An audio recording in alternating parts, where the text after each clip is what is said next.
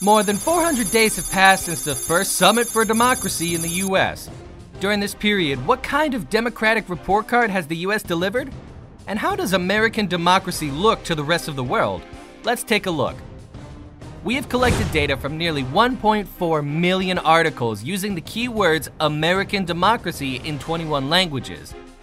Analyzing the data, we found several spikes in global coverage of American democracy. Under the guise of democracy, Pelosi's visit to China's Taiwan region triggered a heated debate. The US has been trying to use the Taiwan question to undermine China's peace and development again and again. Well, contrary to what the US might have expected, most of the media worldwide called the visit a stupid political stunt. After the political show, the US midterm elections drew global attention, another window showcasing its democracy. It has been reported that the total cost of the 2022 midterm elections exceeded $16.7 billion. The most expensive midterm election in history shows the true state of America: polarized politics, fractured society, and high inflation. Overall, after the first Democracy Summit, the US has not so far given the world a good impression of democracy. Then, how do different continents view US democracy? In the Americas, the Summit of the Americas raised concerns. Mexican President López Obrador is the first leader who refused to attend the summit because the US excluded Cuba, Venezuela, and Nicaragua from the summit with the excuse that they were undemocratic. He said there cannot be a Summit of the Americas if all countries of the Americas cannot attend. It is actually not a Summit of the Americas, but a summit of regional allies.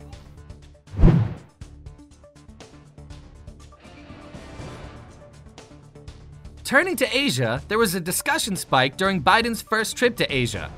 The US's pivot to Asia is as obvious as ever. It talked about the Korean nuclear issue, announced the launch of IPEF, and attended the Quad. The intensive behaviors show Biden's eagerness to rally allies in Asia, as well as his ambition to counter China. However, civil discontent overshadowed Biden's first trip to Asia. Mass demonstrations broke out in South Korea and Japan to protest against Biden's visit, as it may well fuel tensions in Asia.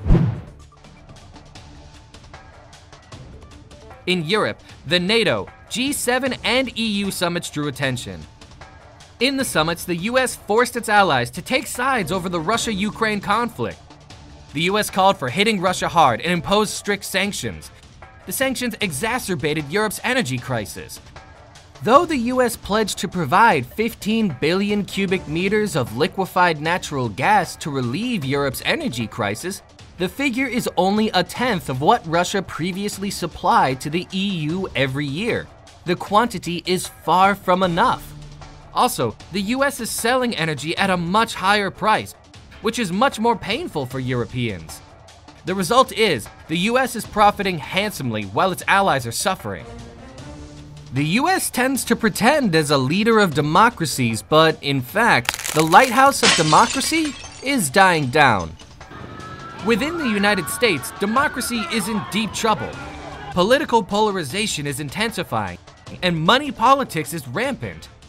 As many as 64% of the American public believe their democracy is in crisis. The American people have lost faith in the illusion of democracy promoted by their government. After so many American farces, can the US hold another Summit for Democracy? It seems to bring nothing but hegemony and division to the world.